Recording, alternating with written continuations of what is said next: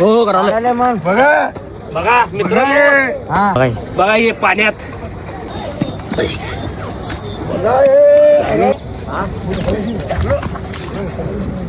बघा काय आहे मित्रांनो. गाईचं पिल्लू आहे मित्रांनो. गाईचं पिल्लू नदीत टाकलेले आहेत मित्रांनो. एवढी वाईट अवस्था आहे. बघा मामा पण मदत केला आहे मला. आज हे गाईचं वासरू कोण टाकलेलं आहे आणि मधनं आम्ही वडत आणलेलं आहे या गाईच्या वासराला. एवढं निर्लज्ज वाणी गोष्ट आहे ही. काय माणसाला का कळत नाही. हा पुरावं हे आई आपण मानतोय त्या गाईला आणि त्या गाईचं वासरू मित्रांनो नदीच्या पात्रात टाकलेलं आहे. आता तुम्ही बघितलंय नदीतनं काढताना मित्रांनो. एवढी वाईट परिस्थिती आहे. वाईट.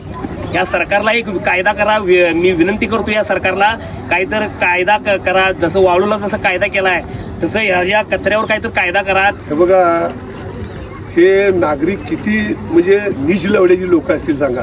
हे गाईचं वस्तू आई कृष्णावेणी नदीत गणित टाकून दिलेलं आहे. तेच आपण पाणी प्यायचं आहे. आता आम्ही नदीतनं ओढून आणून बाहेर गणित काढले या गाय वासरूला आणि लोक किती म्हणजे मूर्ख आहेत बघा. हे आज टाकलेलं आहे मित्रांनो. हे सकाळी पाट्याचं टाकलेलं आहे कारण की हे एवढं फुगलं नाही आहे. हे रात्रीतनं टाकलेलं आहे मित्रांनो. हे रात्रीतनंच बरोबर. कारण की हे ताजं आहे म्हणजे ह्याला म्हणजे लगेच कळतंय. ताजं रात्री टाकलेलं आहे मित्रांनो. कोणतं एवढी नीच लोक.